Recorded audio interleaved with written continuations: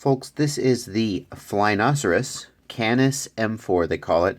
It is a 4-inch prop frame. Many sort of minimalist racing copters are becoming basically a bottom plate and then just the minimum amount of stuff necessary to hold the rest of the gear onto the bottom plate and protect it.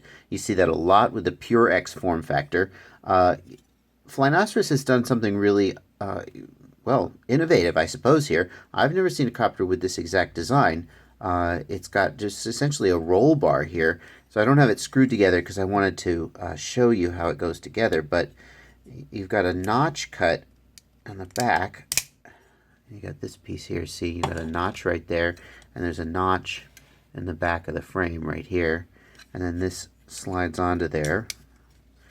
And then this on the front goes down into this hole. There's a tab that goes into that hole and it fits together pretty securely. Then there's a retaining nut that fits here. I'll show you that after I put it together, and some standoffs. And then FPV camera goes here and the rest of your gear goes there and you fly. So I think you're going to either love or hate this one, but I'm really impressed with somebody who's thinking outside the box and still producing an interesting product. Let me finish putting it together and I'll be right back with you. You can see here I've got the retaining nuts in now. The screws just go up through the bottom of the plate. It's a pretty standard mechanism that you've seen elsewhere. These are not nylocks, so you are going to want to thread lock these.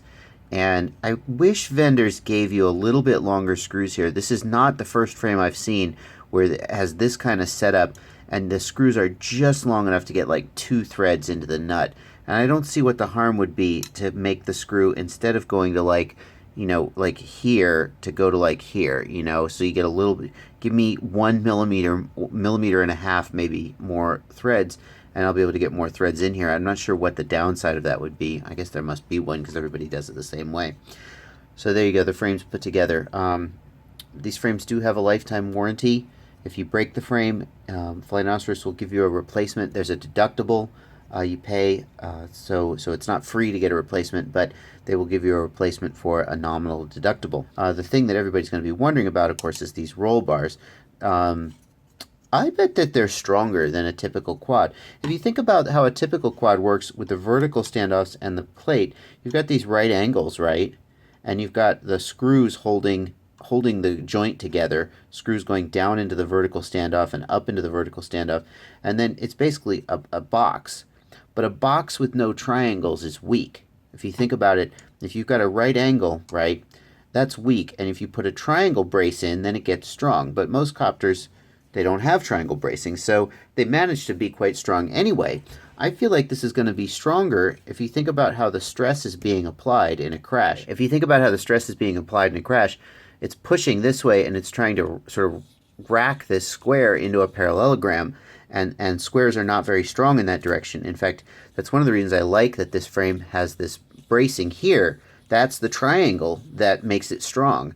Frames that lack this plate are much weaker and much more likely to break in a crash. Okay, but this one, if you look at how the stress is being applied, it's being applied right on the strong axis of that carbon fiber, right? So think about how much force it would take to sort of crush this carbon fiber. It'd take a lot of force.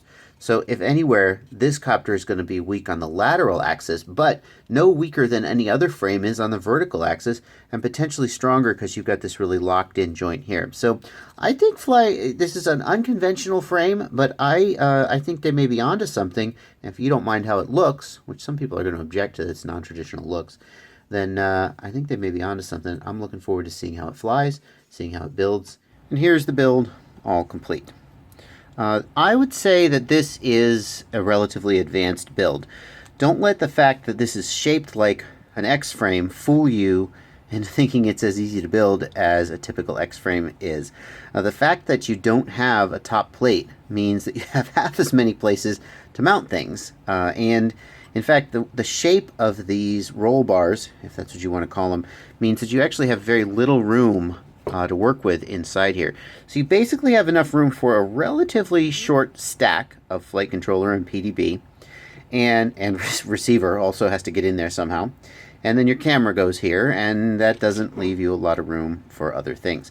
So I would say in some ways this build is actually harder than a pure X build like a QQ190 or a Krieger or a Mitsuko, which are known as very tight builds. I would not try to do this build if you're not going to direct solder. Just don't even bother. I don't think it's going to work out well. Let me tell you about some of the quirks that this build brings to the table. One of the quirks is that the frame is designed for the Runcam Owl camera, which is I think it's fair to say that camera is a little outdated these days, these 6 months in FPV time. Most people today are using probably the HS1177 or the Runcam Swift, which is actually what I've got in here. Both of those cameras have a very similar shape and size. Now, the frame mounts the FPV camera using these 3D printed brackets, and the brackets are designed for the Runcam Owl, and as a result, you cannot use an 1177 or a Runcam Swift or anything like that with the stock brackets. The camera is mounted too low and it hits the bottom plate. It's a little hard maybe for you to see how that would be. It hits the bottom plate and the top roll bars can't come down into position. I've talked to Flynoceros about this and shown them the solution I've come up with, which is simply a piece of plastic that I had laying around that I've cut holes in to mount the camera, and they say they're going to come up with a similar 3D printed mount for the 1177. So hopefully that's something that you'll see on their site soon. But if you were to order the frame today, you probably would have to rig up your own mounting solution for an 1177 or a Runcam Swift. So I hope they come up with that soon. In fact, maybe by the time this video goes live, they already will have, given how fast 3D printing and prototyping goes.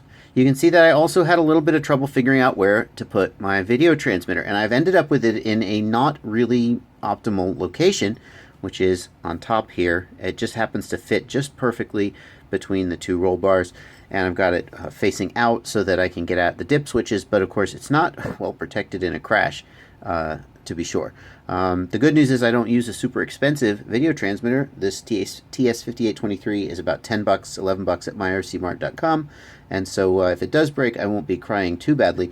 I just couldn't think of a great place to put it inside. There just isn't a surface to mount it on. Since the antenna is hanging out the back, I kind of don't want to mount it on my flight control stack, just sort of stick it on top there, because I don't want it to get pulled on and snagged and ripped at and whatnot. Maybe there would have been a way to put it underneath and the inside, and then zip tie to this this standoff here. I'm not really sure. It certainly did present a challenge to come up with a good place to put it. There isn't really a clear and obvious place where it's designed to go, like there are on some frames. So having to solve the problem of where to put the video transmitter, and you can see I've got this very tight stack here. This came off the QQ190. I just transferred the electronics over, and I'm going to have another separate video about making that transition. But you can see I've got the receiver, the flight controller, the PDB, very tight stack here, and still had a little trouble figuring out where to put my video transmitter. And if I wanted to run an HD cam up top here, then I'd have to move the video transmitter somewhere else. Just an example of why this is definitely not a beginner build. The comparisons of this copter to the Quadristeria Rush 4-inch, which I recently reviewed on my channel, I think that between the two, the Quadristeria Rush is a slightly easier build because it has the same 1-2 plate, bottom plate, top plate construction as some bigger copters do. So the construction techniques you use on a 250 or a 210 size copter are going to basically translate over to a 4-inch copter like the Quadristeria Rush. Everything is just going to get just a little bit closer together, right? But it's not a fundamentally different problem to solve. Whereas here, if you're normally used to mounting, your receiver and your video transmitter on the top and your flight controller on bottom and etc., you have to just come up with a whole new way of putting this frame together. So I would say if you're a beginner looking to get into a 4-inch copter and you don't have a lot of building experience, then I think the Rush might be a better choice. There's something aesthetically about this copter that really appeals to me. And I always say, I care about how it flies and how it crashes, not so much how it looks. But I find this copter strangely appealing. Something about the roll cage design just makes me want to sort of hold the copter in my hand. I don't know. And there's even something about the compactness and the challenge of the build that once it's done just sort of rubs me the right way. People will comment on the fact that there's this extra carbon here. And call, how is that going to be from an aerodynamic perspective? Well, clearly it's not ideal from an aerodynamic perspective. It's additional square centimeters of drag.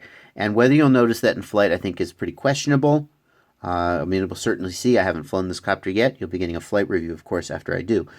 Chances are good that the additional drag is probably, there's other factors that are going to make more of a difference in the flight handling than that drag. That being said, the drag is definitely there, and a copter with lower profile will make better use of its thrust than this copter, which has the higher profile.